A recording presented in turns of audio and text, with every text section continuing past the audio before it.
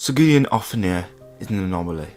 Most videos will tell you that Sir Gideon Ofnir is evil, and while there is parts to this that I can understand where people are coming from, it really isn't that accurate. One of the main reasons people believe Sir Gideon Ofnir to be so evil would be his spying. Yes, it's not okay, no one is denying that, but like a lot of things inside of From Software's games, you have to look at it from a fresh perspective. Remove all of your previous bias you might have, and look at the evidence present. We know from his final words, "A Tarnished cannot become a lord, not even you. A man cannot kill a god."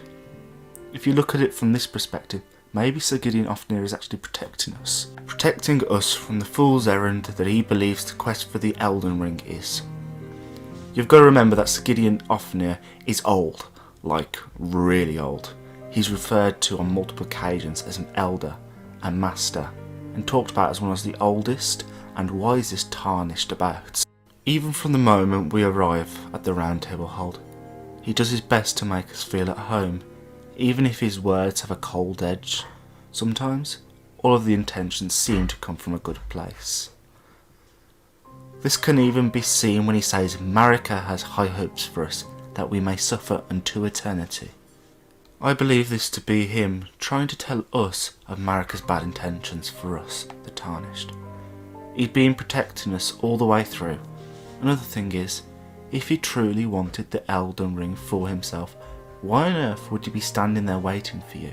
Surely he would have just ran up there and tried to take the Elden Ring for himself while there was literally no competition other than Godfrey waiting for him. No. He was waiting for you to stop you. To stop you from failing and losing yourself like possibly hundreds of other Tarnished he's seen over the years. Even his aggression to us is justified. We cannot die. We simply respawn by grace. So the threat of death really isn't that significant. But him? He dies for real. To be returned to the Erdtree. No more second chances. No more second runs. He risks all that for us. All that so that we don't kill ourselves and don't risk everything for a fool's errand. It reminds me a lot of Lady Maria and her whole giving you an honest death line, trying to wear out your resolve so you aren't consumed by the secrets. Another reason I see Gideon called evil is Nepheli and the Albinoric village. The inhabitants say it was a group of Tarnished. Gideon does not confess to ordering this. The only thing that he does say is a bit of a coldness and callousness towards omens. But given that in this world you're brought up believing omens to be these ill, impure creatures, it really isn't that surprising that he'd have a bit of malice for them. It's not right, but it is what it is considering this world. The only person that actually accuses Gideon of this is Nepheli. And given how she finds this information, it's most likely purely speculation. Gideon loves Nepheli. This is evident. He took her under his wing and loved her as his daughter. Both say as much, and yet Nepheli and Gideon fall out, resulting in Nepheli being disowned. Is it far-fetched to think Nepheli accused Gideon of these terrible things and that led to this argument, and by proxy the disowning that actually followed afterwards? The way Gideon talks about Nepheli when you show him that fateful poison shows he very much still cares about her, very, very much. There is a line where Gideon says there is no use for her, and I've seen people saying that he's talking about the Omen Killer. Hence he ordered the attack. But the fact of the matter is, the Omen Killer is male, and I'm 99% sure he was talking about Nepheli here. I'm not sure why he'd say that. May he said it out of anger? We all say things when we're angry that we don't mean. Maybe this was him trying to get over this betrayal that he perceives Nepheli committed. Going back to our first point, as the game goes on, Gideon spies on us by the scarabs found throughout the game. These scarabs are everywhere, and I mean everywhere. Even in the most dangerous of places they are there. That means Sir Gideon Ofnir has been there. Some of these places are right next to shard bearers, giving even more evidence that he does not desire the Elden Ring. We are not given, well, hardly any info as to what Sir Gideon Ofnir was like before the events of the game, so it's entirely plausible he was a psychotic mass murderer of innocents. But now, the Sir Gideon Ofnir we see in game is far from that. Even when he takes our knowledge that we give him and he rediscovers these incantations and sorceries. He uses them to stop us from reaching the Elden Ring, trying to stop us from mending the Elden Ring and fulfilling Marika's deluded plan. Plus, why is him taking the knowledge we willingly give him and rediscovering spells and incantations long lost so bad? We offer him our knowledge willingly, and he gives us some of his knowledge. A completely fair trade that I really don't see why people have a problem with. Unless of course I am missing a part, and if I am, I completely apologise, and please call me out in the comments, because if I am making a mistake, I really don't want to spread misinformation.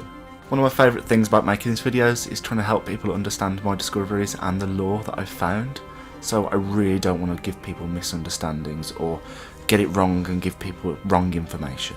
I've got to mention stupid me. So Gideon Ofnir, with all the information we give him and all the incantations and all the sorceries, dude, he could easily kill some of the more lower shard bearers, so that's no reason why he shouldn't be able to claim the Elden Ring. And considering lore-wise that you are supposed to get stronger when you get a great rune, it just doesn't make sense. If he wanted the Elden Ring, he didn't just go for it, when he has the knowledge of people like Godric in his disposal without us even giving him anything. I found something really interesting that I really wanted to share with you all. So Gideon Ofnir gives you some dialogue before you burn the Erdtree, and it's to do with Miquella. He says, "Well, I wonder what comes next. If he continues his slumber within the cocoon, all will be well. Perhaps it would be safer to destroy it. Miquella is the one thing that remains a mystery to me. And considering everyone's speculations that Miquella is going to be one of the big bosses for the DLC, and with the video I made, the evidence that Miquella is the true villain, I highly recommend going to watch that video just so you can have a bit more context. Perhaps the DLC, now this is big speculatory now, perhaps the DLC will start with Sir Gideon Ofnir trying to break open Miquella's cocoon, trying to destroy it, to rid the world of this unexpected and unknown situation that could pose if he awakened. But maybe him trying to break it awakens Miquella, and hence the DLC starts. Speculation, but that would be really cool. I'm just saying, that would be really cool, and I'd love that. So Gideon Ofnir is not evil. He is a man who loves his adopted daughter. He's a man who loves to research things and wishes to understand things. He's a man who protects and is kind to our player when even the NPCs most people describe as the best or kind just use us for their own benefit and don't give two damns about us. I really hope this video has helped you realise that Gideon is not evil.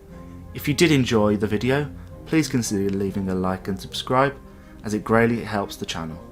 Anyways, I'll hopefully see you all in the next one, and may you all find your worth in the waking world. Bye everyone.